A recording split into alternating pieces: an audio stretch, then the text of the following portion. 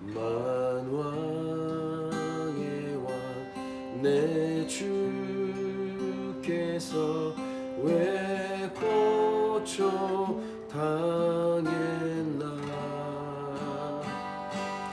이 벌레 같은 날 위해 그 보혈 흘렸네. 십자가 내가 처음 볼 때에 나의 맘에 큰 고통 사라져.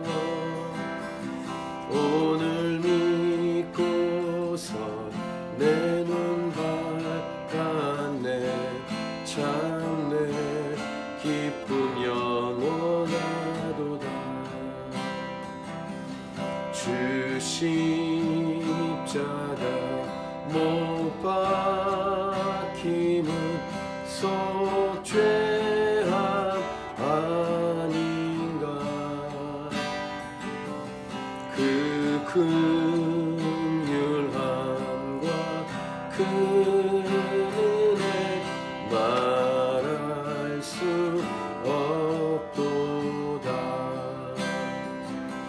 십자가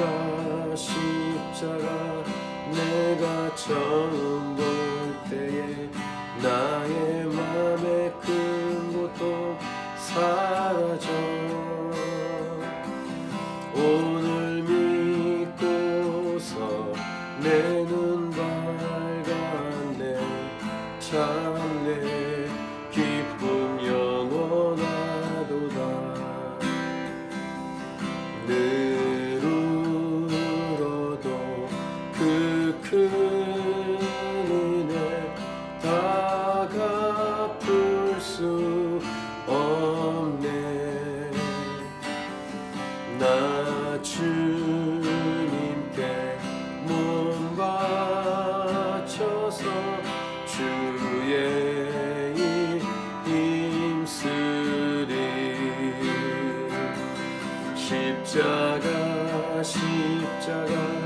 내가 처음 볼 때에 나의 맘에 큰 고통 사라져.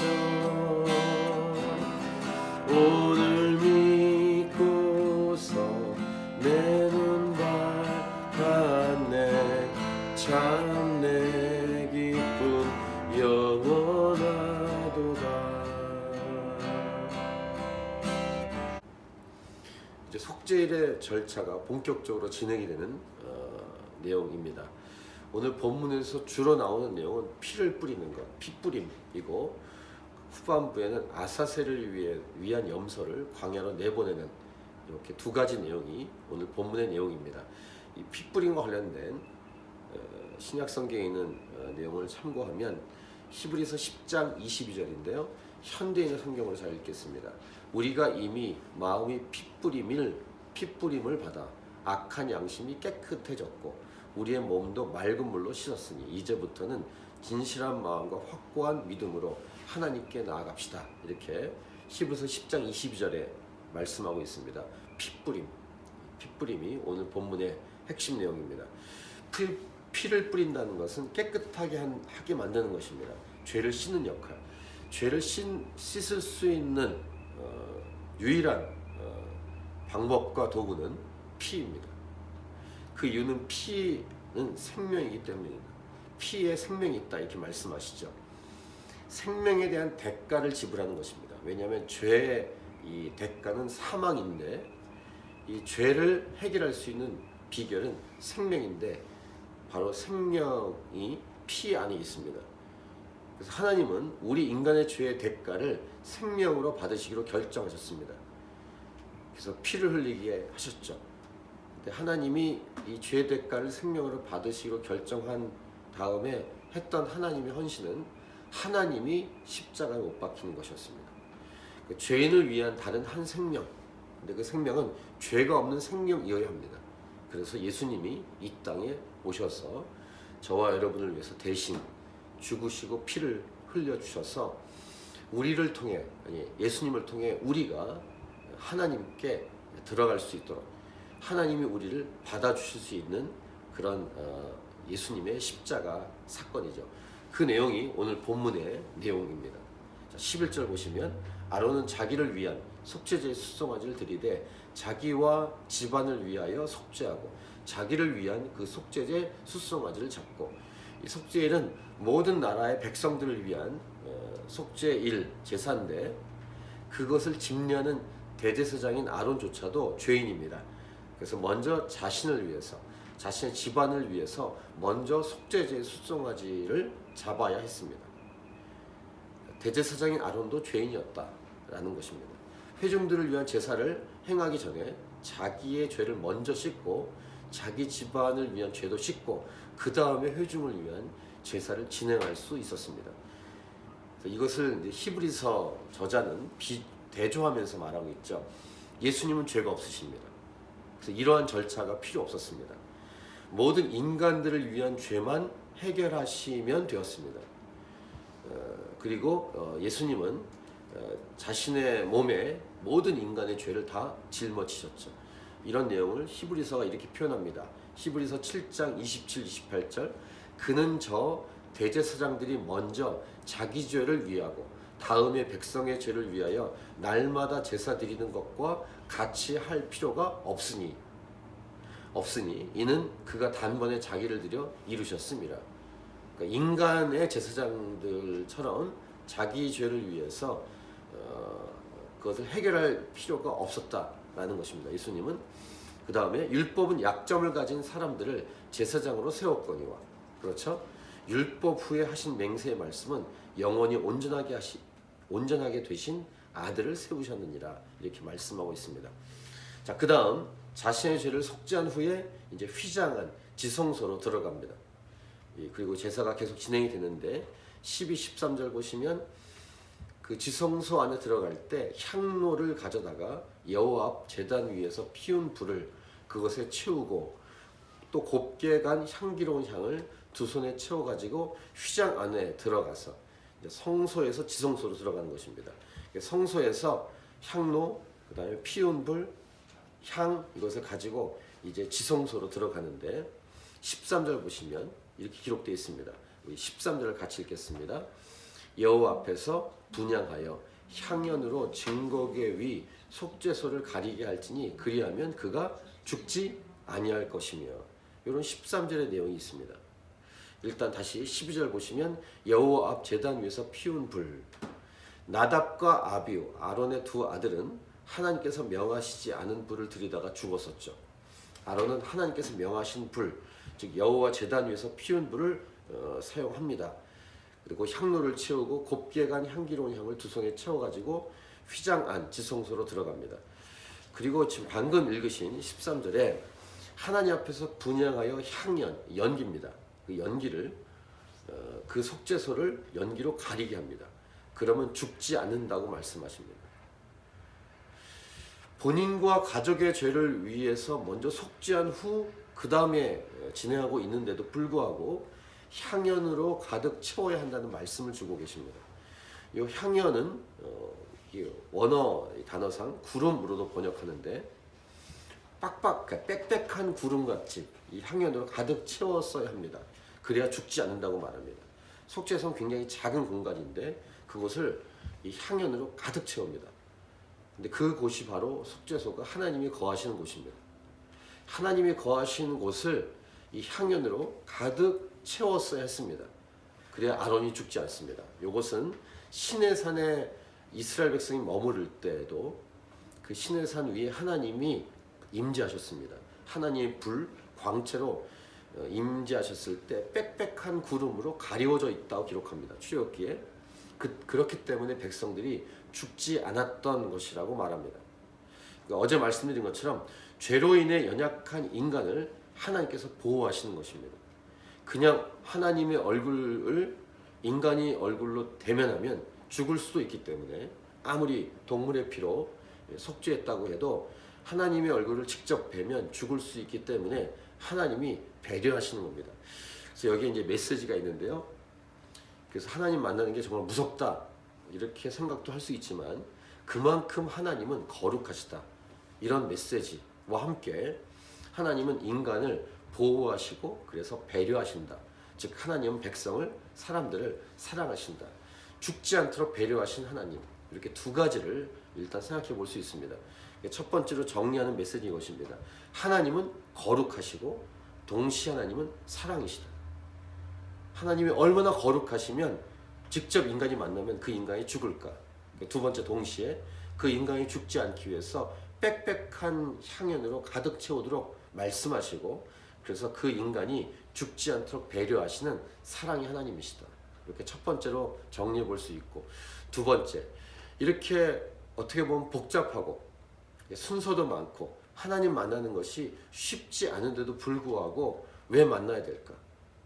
인간은 하나님을 만나야 살 수 있고, 또 하나님은 우리 인간을 그렇게 만나고 싶어 하신다는 것입니다. 곧 예배입니다. 하나님은 예배 하나님이고 우리 인간도 예배의 존재입니다. 우리는 하나님을 만나야 됩니다. 그래야 살 수 있습니다. 하나님도 우리를 만나고 싶어 하십니다. 출애굽기 25장 22절, 거기서 내가 너와 만나고 속죄소위 곧 증거궤 이외에 있는 두 그룹 사이에서 내가 이스라엘 자손을 위하여 네게 명령할 모든 일을 네게 이르리라. 이렇게 말씀하고 있습니다.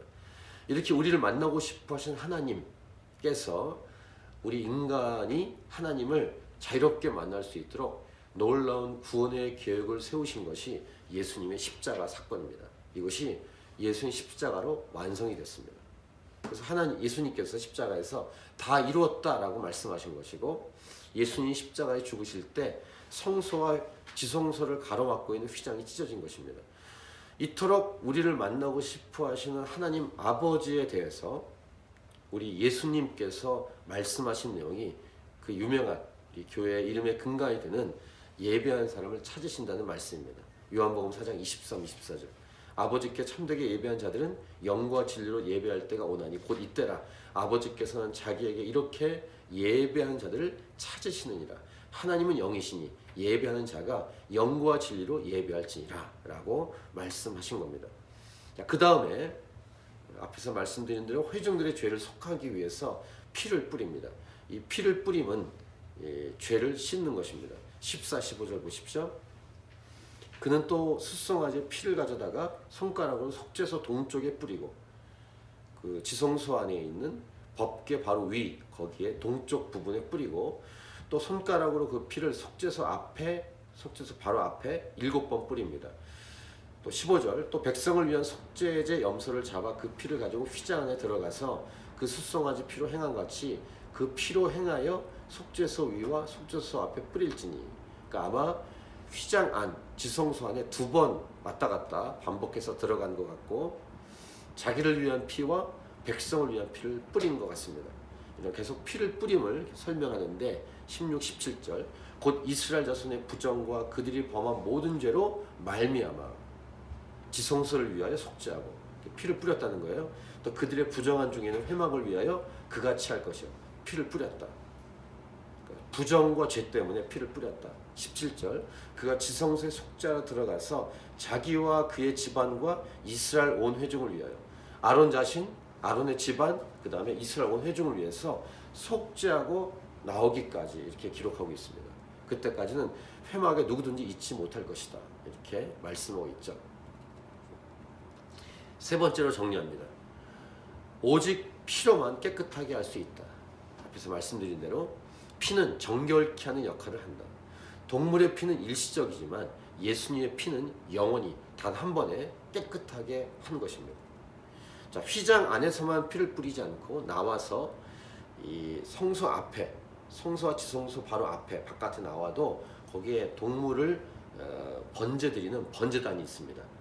4 귀퉁이가 있는데 그 귀퉁이 뿔들에 피를 바릅니다. 18절, 19절 보시면 그는 여호와 앞 제단으로 나와서 그것을 위하여 속죄할지니 곧 그 숫송아지의 피와 염소의 피를 가져다가 제단 귀퉁이 뿔들에 바르고, 19절, 또 손가락으로 그 피를 그 위에 7번 뿌려 이스라엘 자손의 부정에서 제단을 성결하게 할 것이요. 그러니까 지성소에도 피를 뿌리고 이 성소 바깥에도 피를 뿌리는, 이렇게 2번의 피를 뿌리는 내용. 지성소 안에 2번씩 반복해서 왔다 갔다 하면서 그 안에서 피를 뿌렸고, 바깥에 나와서 제단 뿔에도 바르고 피를 뿌렸다라는 내용입니다. 그 다음 마지막 일은 이제 아사셀 염소를 광야로 보내는 일이 남았는데, 이런 모든 일의 공통점은 죄를 속하는, 죄와 연관되어 있는 메시지라는 사실을 알 수 있고, 20절부터 마지막 22절입니다. 20절, 그 지성소와 회막과 제단을 위하여 속죄하기를 마친 후에 살아있는 염소를 드리되, 그 다음 중요한 순서가 바로 이것입니다. 21절을 같이 읽겠습니다. 21절 시작. 아론은 그의 두 손으로 살아있는 염소의 머리에 안수하여 이스라엘 자손의 모든 불의와 그 범한 모든 죄를 아뢰고, 그 죄를 염소의 머리에 두어 미리 정한 사람에게 맡겨 광야로 보낼지니. 여기에 두 가지 우리 교회, 우리 예수 믿는 사람들에게 중요한 메시지가 담겨 있는데, 그것은 안수한다는 것입니다. 이 안수는 모든 죄를 염소에게 전가시키는 의미를 갖고 있습니다. 여기 모든 죄라는 것은 두 번째 메시지, 아론은 개인을 위해서 안수하는 게 아니라 온 회중을 대표합니다. 대표성의 원리입니다. 그래서 아론이 안수할 때 모든 사람들, 백성들의 죄가 염소에게 전가되는 것입니다. 여기 이제 전가와 대표성, 이 두 가지 원리가 21절 말씀에 담겨 있습니다. 다섯 번째 메시지, 대표성과 전가, 이 두 원리입니다. 이것이 바로 예수님의 십자가 사건의 의미입니다. 어떤 분이 아담이 죄를 지었는데 나와 무슨 상관이 있냐 이렇게 말합니다. 대표성의 원리를 모르기 때문입니다. 또 하나, 예수님이 십자가에 죽었는데 그것이 나의 죄를 어떻게 해결할 수 있냐고 물어봅니다. 이것은 전가의 원리를 모르기 때문입니다. 대표성의 원리와 죄의 전가의 원리가 성경에 담겨있는 아주 중요한 원리입니다. 이 복음의 의미를 기억하기 위해서는 이 대표성의 원리와 죄의 전가의 원리를 아셔야 됩니다. 아담 한 사람이 죄를 졌으면 모든 인간이 죄를 진 겁니다. 대표성의 원리. 근데 예수님이 십자가에 죽으심으로 모든 인류의 죄의 모든 인류의 죄를 해결하셨습니다. 대표성의 원리와 죄의 전가의 원리입니다. 이게 십자가 사건입니다. 그래서 그 아사셀에게 보낼 염소를 그 다음에 광야까지 데리고 갈 사람을 미리 준비해 둡니다. 21절 끝에 미리 정한 사람에게 맡겨 광야로 보낼지니 라고 기록하죠. 이제 마지막 메시지입니다. 미리 준비했다. 사람들도 미리 준비하고 이미 여기 제사 시스템도 다 미리 하나님 말씀하시고 준비해 놓았죠. 여섯 번째 메시지입니다. 예배는 미리 준비해야 합니다. 미리 연습도 하고 예배 전에 생각도 미리 해야 합니다. 그런 과정이 반드시 필요합니다. 철저한 준비. 때로는 즉흥적인 시간이 필요합니다. 설교할 때 미리 준비하지 않은 설교의 내용이 생각나면 성령께서 깨닫게 하시면 즉흥적으로 설교할 수 있지만 대부분은 미리미리 준비해야 합니다. 철저하게. 은혜로 한다고 하면서 준비하지 않은 사람들이 있습니다. 설교자도 그렇고 예배 인도자도 그렇고 여러 가지 예배와 관련된 사람들도 있는데, 그것은 은혜로 하는 게 아니라 사실은 게으른 겁니다. 믿음으로 하는 게 아닙니다. 믿음으로 하면 은혜로 하는 게 맞지만 미리미리 준비하는 것입니다. 하나님을 의지한다는 것은 자기 자신을 의지하지 않는 것입니다. 자기 자신을 의지하지 않기 때문에 더욱더 준비해야 합니다. 자기 자신을 의지하기 때문에 게으르기 때문에 즉흥적으로 하려고 합니다. 그래서 이제 교회 여러 사역을 할 때, 예를 들면 이제 저희 교회는 뭐 이렇게 크지 않지만 큰 교회 보면은 교사들이 아무것도 준비하지 않고 그날 당일날 옵니다. 특별히 청년 교사들이 그런 경우가 많았습니다. 공과 공부 내용이 뭔지도 모릅니다. 그리고 와서 앉아 있습니다. 늦게 옵니다. 그리고 이 분발을 맞습니다. 그런 사람은 잘라야 됩니다. 미리미리 철저하게 준비하고 오는 사람, 그 사람 속에 하나님의 은혜가 임하고 역사가 임합니다. 미리미리 준비한 성실한 사람이 예배를 위해서 필요합니다. 더구나 사역자들, 저 같은 목회자들은 미리미리 준비합니다. 대충 준비하면 안 됩니다. 설교를 준비하는데 성경 본문을 잘못 사용하는 경우가 있습니다. 다음 세대 사역을 전체를 맡은 적이 있었는데, 파트 교역자들이 수요일날 설교하는 것을 들어보니까 설교 본문 인용을 잘못하더라고요. 그리고 성경에 없는 얘기를 합니다. 어디서 이렇게 웹사이트 보고 베낀 겁니다. 실수할 수 있는 인간임을 감안할 때 더욱더 준비하는 것이 옳고, 준비를 철저하게 할 때 은혜가 임합니다. 미리미리 스탠바이 준비하는 것. 오늘 이런 내용들이 성경 본문에 곳곳에 들어가 있습니다. 마지막 22절, 염소가 그들의 모든 부리를 치고 접근하기 어려운 땅에 이르거든 그는 그 염소를 광야에 놓을지니라. 오늘 본문을 통해서 저는 6가지 말씀을 정리했습니다. 좀 메시지가 많죠. 하나님은 거룩하시며 동시에 하나님은 사랑이시다. 하나님은 우리를 그토록 만나고 싶어 하시는 분이시고, 인간은 하나님을 만나야 산다. 세 번째, 오직 예수님의 피로만 죄를 씻고 깨끗하게 할 수 있다. 또 오늘 본문의 모든 말씀은 다 죄와 연관되어 있다. 5번째, 예수 복음은 대표성의 원리와 죄 전가의 원리이다. 마지막 6번째, 예배는 미리 준비해야 한다. 이렇게 6가지 메시지를 오늘 본문을 통해서 우리는 들었습니다. 이 메시지, 이 말씀을 가슴에 새기고 믿고 순종할 수 있길 바라고, 하나님을 우리도 간절히 예배하고 하나님의 얼굴을 구하고 하나님을 자주 만나려고 하는 그런 사랑의 열정이, 하나님을 향한 사랑의 열정이 저와 여러분의 삶에 넘치고 넘칠 수 있기를 간절히 축복합니다. 오늘 말씀을 가지고 개인적으로 기도하며 주 앞에 계속 나가도록 하겠습니다.